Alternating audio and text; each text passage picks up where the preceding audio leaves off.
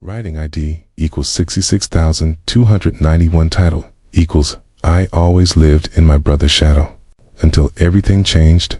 Variant equals standard. I always lived in my brother's shadow. No matter what I did, no matter how hard I tried, he was always the one people admired, the one people talked about, the one people remembered. My brother Daniel was 3 years older than me. He was tall, confident, and had a smile that could light up an entire room. In school, he was the star athlete, the top student, the one teachers adored and classmates admired. Every achievement of mine was always compared to his, and I always came up short. Not bad, Alex, teachers would say, but Daniel did it better. That was the story of my life. Even at home, my parents couldn't help but hold him up as the example. When Daniel scored the winning touchdown, they cheered like their lives depended on it. When he won debate championships, they filled the living room with trophies and framed certificates. And when I got a B on my math test, they would smile politely and say, "Good effort," for turning back to Daniel's latest triumph. I learned to live quietly, unnoticed, always in the shadow of his greatness. But everything changed one summer night. It was late July, and Daniel had been accepted into a prestigious university. My parents were over the moon, planning parties, telling everyone in town about their golden boy.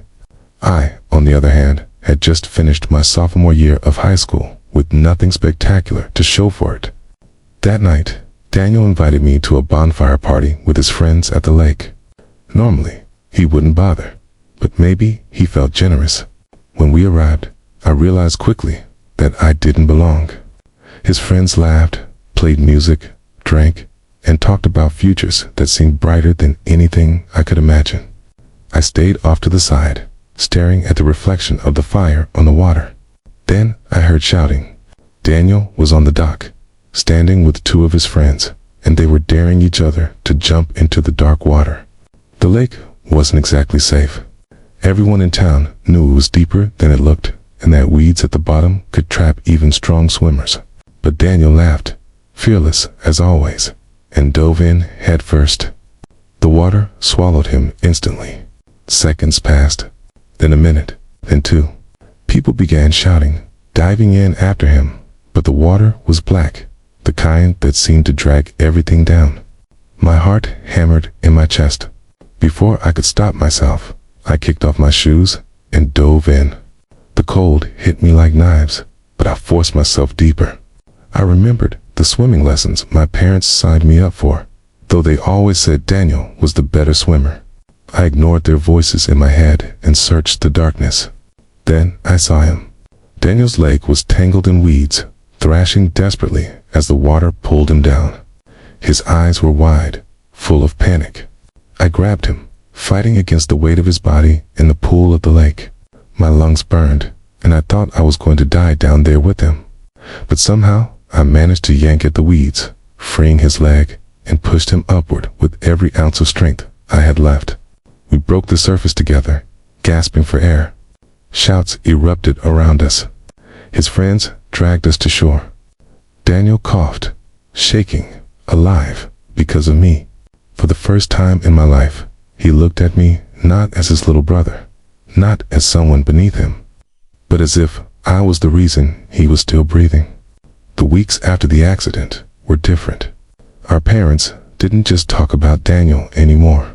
They talked about me, the boy who saved his brother's life. Teachers who once only saw me as Daniel's brother began to look at me differently. Even his friends, the ones who barely noticed I existed, started inviting me to hang out. Daniel changed too. He became quieter, more thoughtful. The arrogance he once carried everywhere seemed to fade. One night, he sat with me on the porch and said words I never thought I'd hear.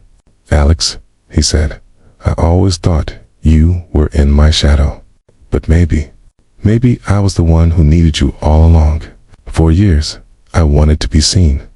I wanted recognition, to step out from under his shadow. But when everything changed, I realized something bigger. It wasn't about being compared to him, or beating him, or proving myself. It was about finding the strength inside me when it mattered most. And on that night, by the lake, when the world almost stole my brother away, I finally discovered who I really was.